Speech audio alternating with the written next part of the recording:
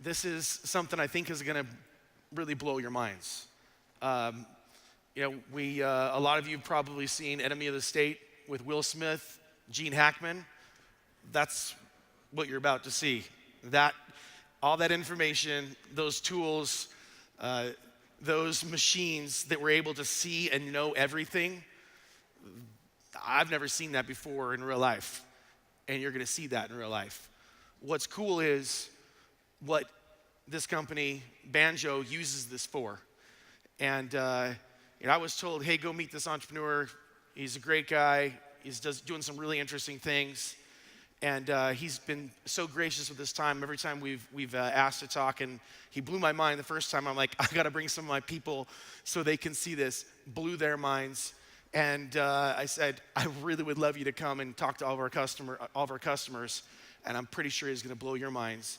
But one of the cool things, and I'm sure he'll repeat it as well, and I'm gonna steal a line, but it's terribly surprising and disarming when you're talking to him and he says, I only allow our technology to be used to save lives and lessen human suffering. And that's full stop. And that's what he does. And that's what their company's devoted to. And if you want this technology, you can't have it unless you're saving lives or lessening human suffering. But what really hit me is not just how they're saving lives and lessening human suffering, but the power of real-time data. I've never seen a better example of it. So let's watch a quick video introduction, and then I'll bring this gentleman on stage. Time as you know it is about to change forever. The world has erupted with billions of digital signals happening around you every day. The noise level is extreme. People spend so much time analyzing the billions of signals happening every second, yet true understanding must wait. You need to move beyond the delay and inconsistency of so-called real-time data analytics. You need to know what's happening as it happens, wherever it's happening. Event confirmed, 2:04 p.m., building fire. You need to know now. Welcome to Lifetime. Lifetime means understanding all data brought together from every available source and combining it as it's generated into a crystal clear view of what's happening anywhere right now. Imagine you could have that kind of deep understanding for every location you care about with no delay. That when something happens that could affect your business, people, or communities, you know about it instantly.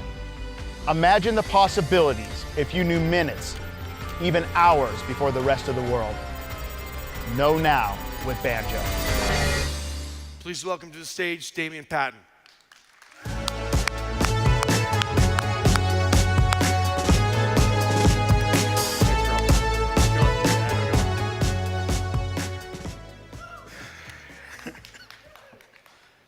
Attorney General Sean Reyes, hello, good morning. Good morning, everybody. Welcome to Salt Lake City. For those of you who aren't here, for those of you who are here, it's a little bit of a rainy day, which hopefully means we're gonna get some snow up top. But like Josh said, I'm gonna talk to you guys today about something that I think you guys are gonna find to be incredible, and the use of what we can do, that we collectively all can do here today, to truly save lives and reduce human suffering. Every single day, we make decisions in our lives. Some at work, some at home. Some we give a lot of thought to, others are quick. And yet some will change our lives forever. But when we're making these decisions, the things that always frustrated me, and I'm sure it frustrates you as well, we would always say to ourselves, if I only knew that piece of information earlier, or at all. And so there's a huge paradigm shift coming with time. Yes, time is changing forever. Today we talk about real time. And to me, there's only one true real time, and that's live. If it's not live, then information becomes altered, edited. It's like the telephone game. I tell you something, by the time it gets to the third person, it's not the way it was meant to be. And we make decisions based on that. Decisions that change our lives forever. and that impact other people. And so about a decade ago, I set out to figure out how could we truly process the world of live data and bring all this information in. And when I say all this information, I'm talking about 911 phone calls, traffic cameras, social media, satellite, anything that you can imagine that's live, bringing it all in at once, synthesizing it, and truly being understood while it's live using artificial intelligence. That should give everyone in here a lot of pause, and people should have said, holy crap. What do you mean they have this much data? What are they doing with that much data? And so for us, before AI was cool, we had developed artificial intelligence, and we'd set it out on a mission of good. From day one, we've stripped personal identifiable information out of all of our data. So it's completely anonymized, where even our engineers cannot de-anonymize it. So everybody's data is protected. And by protecting people's data, we're able to unsilo data from sources that have never been unsiloed. From companies in the private sector to governments in the public sector that never worked together because they didn't want to share data. But by anonymizing it, those barriers have come down. And now we're able to take in all of this information live, and better, we're able to understand it in the moment that it's live. And that is shortening the human decision cycle, not by just minutes, but by days or by weeks. And it's so profound now that we measure only one KPI at Banjo, truly one KPI up on the board, and that's the amount of lives saved. And so, all of us in this room today deal with data on our own, whether it's at your company, whether it's in your life. But I'm going to give you some examples of how the information that you have access to, anonymized and shared with others. And that word share with others is scary. Why would we share our data with others? But if you anonymize it, then maybe, just maybe, you'll think about sharing it with others for the common good that it could do. So about 6 months ago, we hadn't started working with government yet.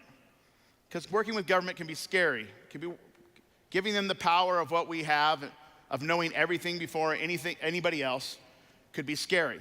But if it was anonymized and it didn't target anybody, and therefore no one could be criminalized doing it, it could only be used to find the needle in the haystack when chaos in our lives is happening, whether it's a car accident, whether it's a school shooting. By disrupting that chaos and bringing calm and peace back to your lives, by getting information to the people that need it most, emergency responders, so they can help you and help your family. So about 6 months ago, I'm new to Utah, and someone had told the state's attorney general, who you heard from in the beginning of this, about what we had and the power of the technology to unsilo data from government and from private industry and bring it together for the first time, and bring it together live for the purposes of saving human life. And so he contacted me and he said, look, I'd like you to participate in a statewide drill we have for recovering an abducted child. The reality in today's world in law enforcement, if a child is abducted by a stranger, there's almost no chance of recovery. How can we change that? And so in this state, they bring all these agencies together. State agencies are working with local agencies, and all these officers go out and they simulate the abduction of a child. And they work for hours and hours with, it's truly thousands of man hours, if you think about all the people working on this, to find that child. And they don't have it's not a very elegant process, but it's the only one they have. And it's not unique to Utah. It's the whole United States. It's globally like this. And so after about 10 hours of crunching data, knocking on doors, they were so lucky that they found the child. The reality and the stats show that the child probably, unfortunately, would not have been around anymore at 10 hours.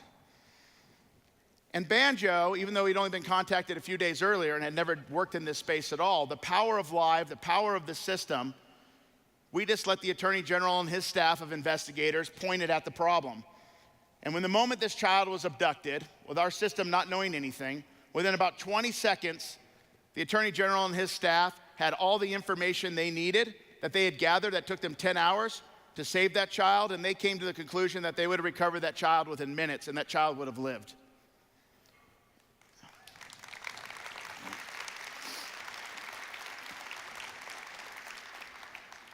And now we're lucky, from what was started here in Utah with child abduction is now the National Center of Missing and Exploited Children, and this will be proliferated across the entire United States, and it already has.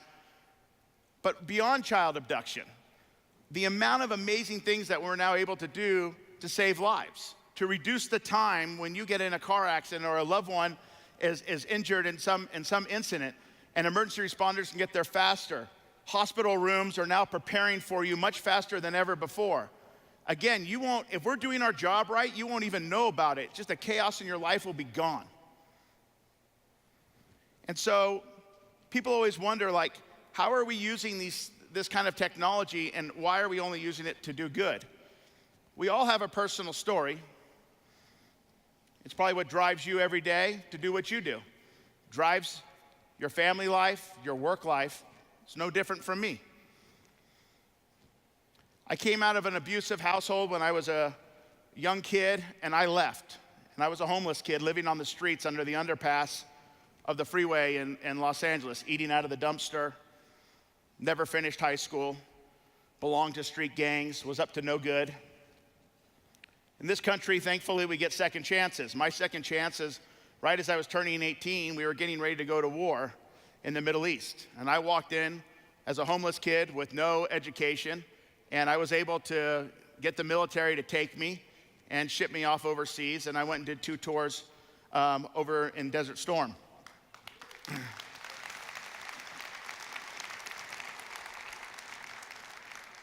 But it gave my life direction and purpose from that. I was able to take the pain of my childhood, the pain of what it was like on the streets, and understanding what truly being homeless is about, what truly not having any kind of self-worth or understanding. And it all changed when I got into the military. And then from there, I went on to other successful careers, including law enforcement. And then my lovely wife, who's here in the audience, a little more than a decade ago, or around a decade ago, entered me into one of Google's annual Hackfest to solve one of their hard problems, and I was lucky enough to win it. And by winning it, I was able to make the dream of the reality of what you are hearing about today happen. But the thing that is left with me for my life experiences and why I've decided to use this to only do good. Sure, we've been offered gazillions of dollars to sell this company over and over again. A lot of money to point this into the stock market for high frequency trading so we can beat the stock market every day, because we do. So why would we not take that money and then maybe use that money to do good? Because to me, it's a slippery slope. If we're truly going to change this planet, if we're truly going to harness the power of AI in an ethical way, then we have to stay on an ethical path, and we can't use our brain or our heart to overpower what our gut has told us is the right thing to do. And so every day, what we're focused on is partnering with folks like you in the private industry, with our friends in the federal government and our state government and local government, and bringing all that data together anonymized for the first time to truly save a life. And so I hope you join us on that mission. And for those of you who just said, this is too much, how can this be? Our engineers at work, there's no way they could process the world of live. And when I tell you the world of live, if you come and see how much data we have, it's like what Josh said. The first time they came and saw it, and this is Domo. I mean, imagine how much data Domo does. I mean, they're the masters of it. The data we have is different. But each one of you can play a part in changing the way that we change humanity. I promise you that. Each one of you can play a critical part. Each one of your companies can play a critical part. And I'll leave you with this. In a lot of ways, we got the internet wrong. And we've seen the abuse. We absolutely got social wrong. And everybody's seen the ugliness of what's happening in the last couple of years around social media. Artificial intelligence, if we get that wrong, there's no coming back. This is a very, very powerful technology that even sitting up here and explaining to you beyond what just the AI and machine learning of data analytics, but beyond that to what the capabilities are today, I know, because we have it. I see what it does every day. I see the good that it does every day, but I know what the opposite of that is. And so as you're at your work and you're in your daily life and you're listening to people talk about artificial intelligence, I want you to take just one pause in your life, because it might save another. And I want you to think about it like this. Remove yourself from your situation. Take yourself out of the forest, if you will, and look at what you're doing. And think about if the data that you're using today and the way you're using it, if that was being done to you, unbeknownst to you, if you were using people's data in that way, and it was your data, and people were serving up maybe ads or things to you, but you didn't know they were using your data for that. In that 1 second, how does that make you feel? Do not use your brain, do not use your heart, use your gut. And if you had that little butterfly for a second in that way, then you need to check yourself. Because our brains and our hearts will justify anything. Oh, sure, we're doing this for good.